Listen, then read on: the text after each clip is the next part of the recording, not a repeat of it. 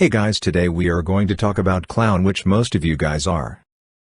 Psych, we are going to talk about helium balloons.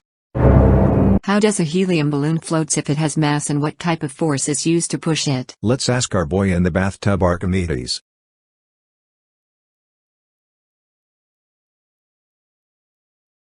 He was born in 287 BC in the city of Syracuse in Sicily. He was a Greek mathematician, physicist, engineer, inventor, and astronomer. One day, Archimedes was summoned by the king of Sicily to investigate if he had been cheated by a goldsmith. The king said he had given a goldsmith the exact amount of gold needed to make a crown.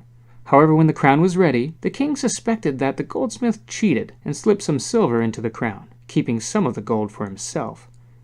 The king asked Archimedes to solve the problem, but there was a catch. He couldn't do any damage to the crown. One day, while taking his bath, Archimedes noticed that the water level in the bathtub rose and overflowed as he immersed himself into the tub.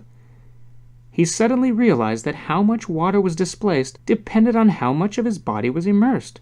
This discovery excited him so much that he jumped out of the tub and ran through the streets naked, shouting, "Eureka!" which comes from the ancient Greek meaning, "I've found it!" What did he find? Well, he found a way to solve the king's problem. You see, Archimedes needed to check the crown's density to see if it was the same as the density of pure gold. Density is a measure of an object's mass divided by its volume. Pure gold is very dense, while silver is less dense. So if there was silver in the crown, it would be less dense than if it were made of pure gold.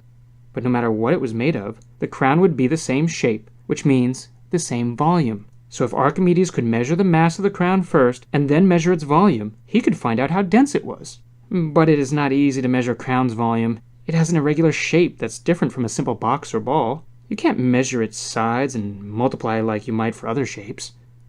The solution, Archimedes realized, was to give the crown a bath. By placing it in water and seeing how much water was displaced, he could measure the volume. Then he'd calculate the density of the crown. If the crown was less dense than pure gold, then the goldsmith most definitely cheated the king. When Archimedes went back to the king and did his test, the story says, he found that the goldsmith had indeed cheated the king and slipped some silver in.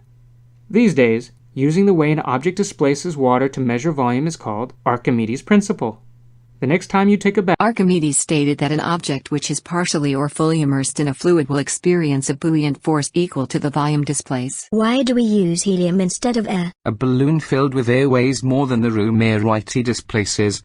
This will cause a downward net force in room air. The balloon will sink since its density is higher than the density of air in the room. While a helium-filled balloon weighs less than the room air it displaces, that cause an upward net forces of room air. This balloon will float since its density is lower than the air density in the room. You might also be thinking, why don't we use hydrogen instead of helium? While hydrogen is less dense than helium, it's not the safest option because hydrogen is highly flammable. This is what happened the last time we used hydrogen. That's the end, I guess.